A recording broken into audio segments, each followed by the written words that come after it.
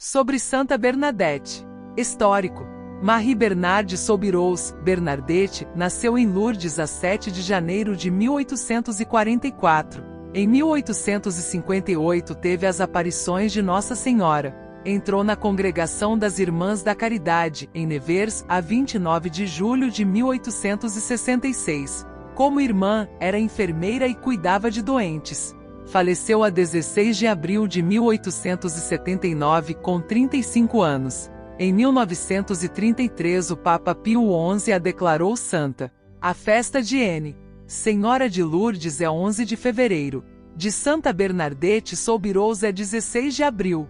A Santíssima Mãe de Deus, para conferir aos homens mais uma de suas infinitas graças, e para confundir o que no mundo se julga forte, escolheu um instrumento, à preferência de outros débeis segundo a divina economia que São Paulo exalta. Deus escolheu o que é fraco no mundo para confundir os fortes. 1 Cor 1,27.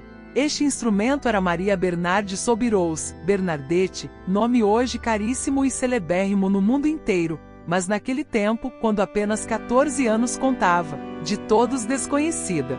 Nascida em Lourdes, região montanhosa dos Pirineus, a 7 de janeiro de 1844, filha de Francisco e Ludovica Casterot. 2 dias depois foi batizada e recebeu o nome de Marie Bernarde Soubirous.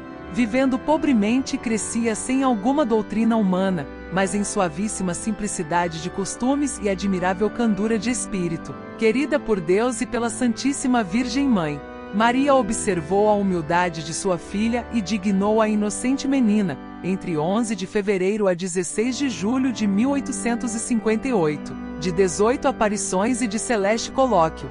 Na época, o bispo local, que inicialmente duvidara da versão da inculta menina, que afirmava as aparições, pôs ela à prova e pediu para que na próxima aparição, perguntasse a ela qual o seu nome. Bernadette, cumprindo o pedido do bispo, esclareceu à Virgem a indagação do bispo, no que Nossa Senhora respondeu: "Eu sou a Imaculada Conceição." Ao retornar, o bispo ouviu estupefato a resposta da menina, já que tratava-se de um dogma recém-proclamado, o dogma da Imaculada Conceição, firmado há menos de 4 anos por Pio IX, 1854, que pelas dificuldades de comunicação da época, estava restrito ao conhecimento ainda dos setores mais elevados da Igreja. Após as aparições da Santíssima Virgem em 1858, do dia 16 de junho de 1858, data da última aparição de Nossa Senhora, até junho de 1866, quando iniciou sua viagem para entrar no convento de Sainte-Gildarde em Nevers, conviveu com as irmãs do hospício na sua cidade, frequentou a escola onde adquiriu um pouco de instrução e exercitou um profícuo apostolado junto aos doentes internos.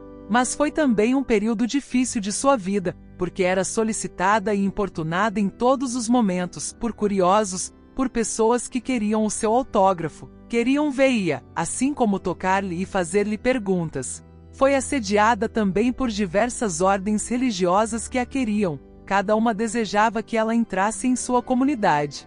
Mas inicialmente preferiu continuar ao lado dos pais e irmãos. Com o passar do tempo e o sempre crescente número de visitantes, fizeram com que sentisse a necessidade de isolar-se para poder trabalhar, para ser útil de alguma forma e não ficasse apenas como um objeto de admiração pública. Por esse motivo começou a pensar em ingressar num convento. Mas havia outros problemas que interferia e dificultava a sua decisão. A asma crônica, sua pobreza que não lhe permitia ter um dote e a falta de instrução.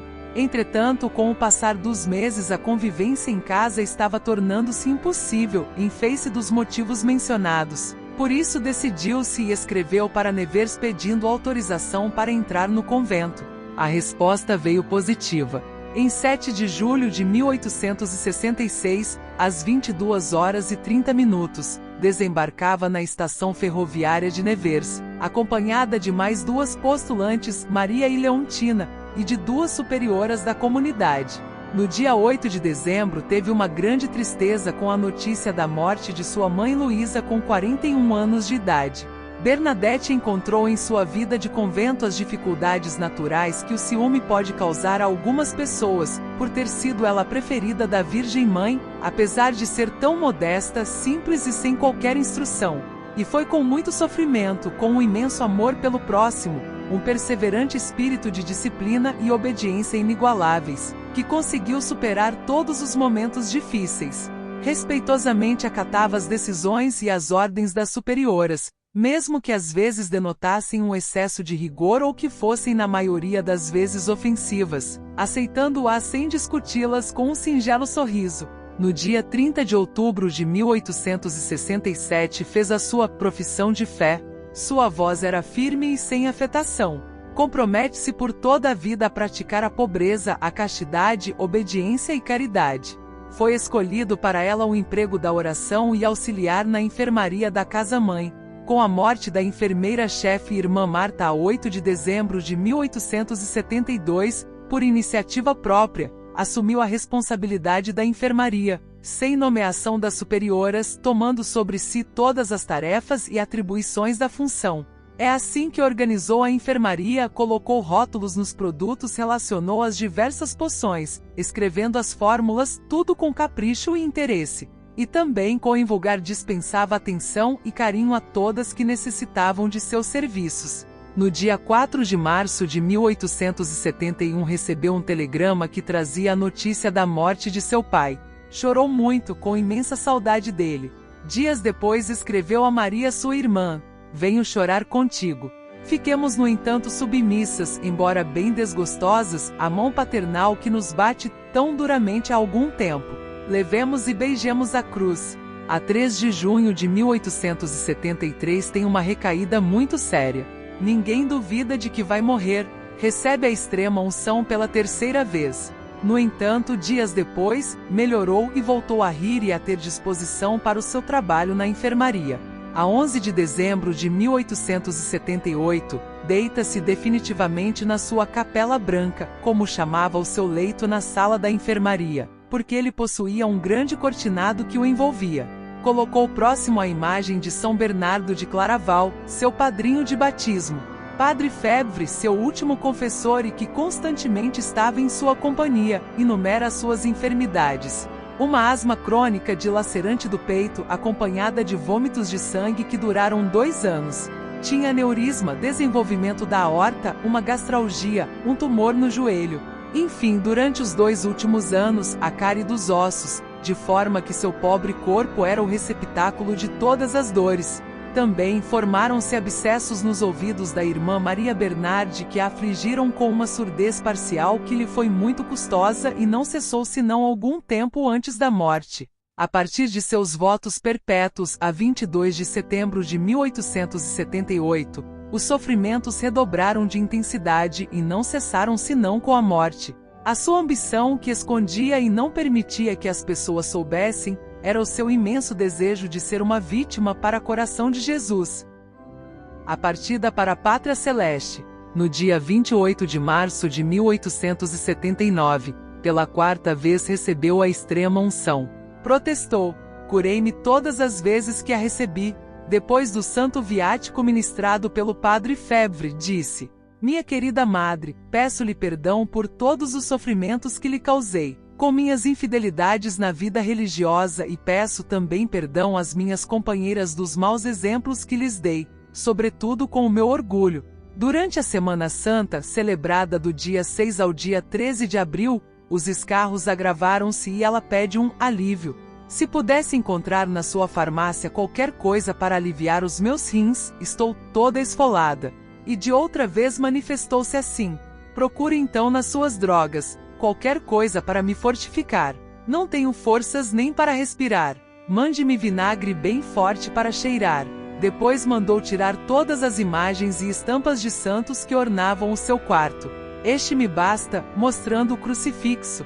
Por fim, às 15 horas do dia 16 de abril de 1879, ainda jovem com 35 anos de idade, morreu Bernadette depois de um intenso e penoso sofrimento que lhe impuseram seus diversos males. Fez um grande sinal da cruz, pegou no copo contendo a bebida fortificante que lhe apresentaram, toma por 2 vezes algumas gotas, inclinando a cabeça, entrega docemente a sua alma, tão pura e com tanto amor a Deus e à Virgem Maria que tinha receios, mesmo involuntariamente, de os ofender. Isto transformou para ela num grande drama moral, que a atordoou bastante nos últimos dias de vida. Viveu como manda o Evangelho e ofereceu exemplos de vida para todas as ocasiões e para o mundo viver o conteúdo da mensagem divina que ela recebeu na gruta de Massabielle: pobreza, oração e penitência. O seu encanto transparece mais visível e brilhante nos milagres que ocorreram por sua intercessão e que fizeram com que ela fosse proclamada santa, antes mesmo de ser canonizada. A intercessão de Santa Bernadette junto à Mãe de Deus. De alguns acontecimentos vamos relembrar aqui, e que possuem características absolutamente sobrenaturais. A superiora do Hospício de Lourdes, Madre Alexandrina Roques, sofreu após uma queda, uma torcedura que a condena a longo repouso, num período difícil de muito trabalho, quando era muito solicitada por suas ocupações. Manda chamar Bernadette e lhe diz: não posso ficar de cama estas 5 semanas, sobretudo neste momento em que aqui há tanto o que fazer. É preciso que a Santa Virgem me cure e ponha de pé. Vai-lhe dizer isto na capela. E ela foi.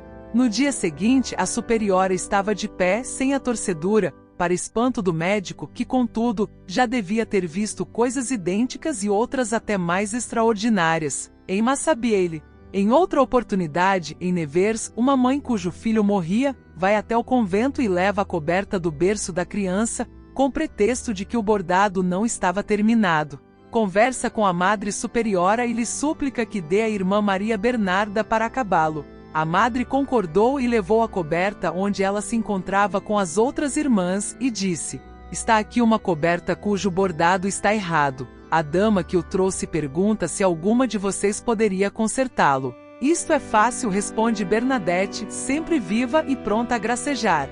Essas belas damas da sociedade enganam-se no seu trabalho e somos nós que o temos de arranjar. Enfim, apesar de tudo, deu cá, vou tentar consertar isso. E a mãe do pequenino doente, já desenganado pelos médicos, passou a coberta sobre o berço, e seu filho ficou logo milagrosamente curado.